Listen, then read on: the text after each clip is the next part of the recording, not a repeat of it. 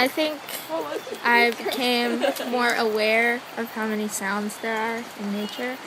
And the first part was like everybody was quiet. I paid more attention to how loud we can be even just walking around. I see trees and stuff in a more creative way. And it's easier to if I'm trying to describe something to someone, they're like, what does it look like? Now I can say what it looks like. And I know now more, at least than I did before, that nature has a lot of defense mechanisms that can really mess you up. I mean, I think I already said this, but it's very it made me think of nature in a very autistic way, and I really appreciate that skill to do that, because I think maybe it would have happened eventually, but I'm happy I spent my time. My name is Shimshon Obadia.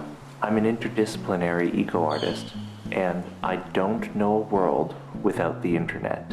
So when I noticed that my students were standing beside a beautiful creekside and they were Snapchatting on their smartphones with classmates less than a meter away from one another, why did I leap to the conclusion that they were using the technology to escape rather than engage with their immediate environment? As it turned out, they were Snapchatting about the creek we were working on in that class. Leaves. Leaves falling slowly.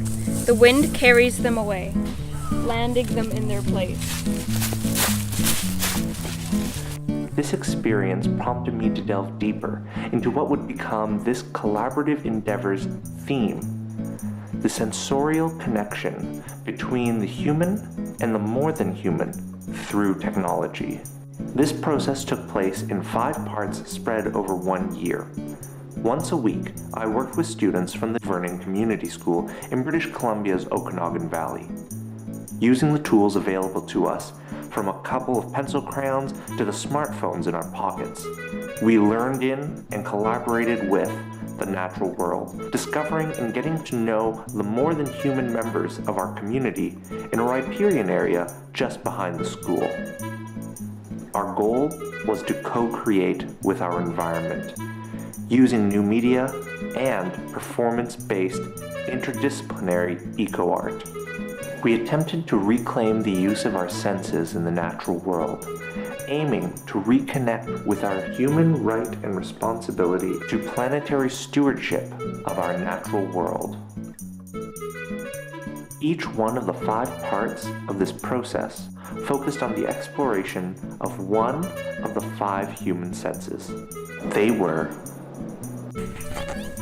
sound,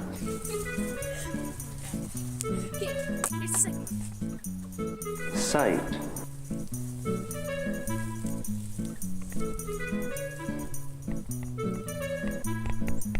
touch. I just arrange it made a decoration. It goes from kind of grippy to slippery. It's really nice, slippery, moist kind of. Smell. I smell spring, bushy pollen stuff. Yeah, pollen. And taste.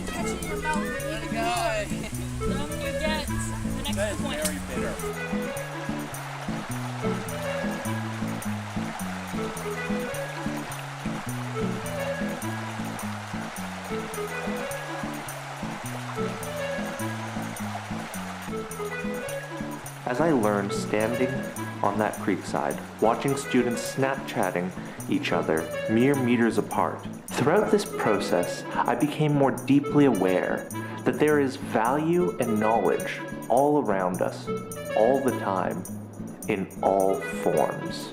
It is knowledge that has to be sensed, lived, and experienced to be attained.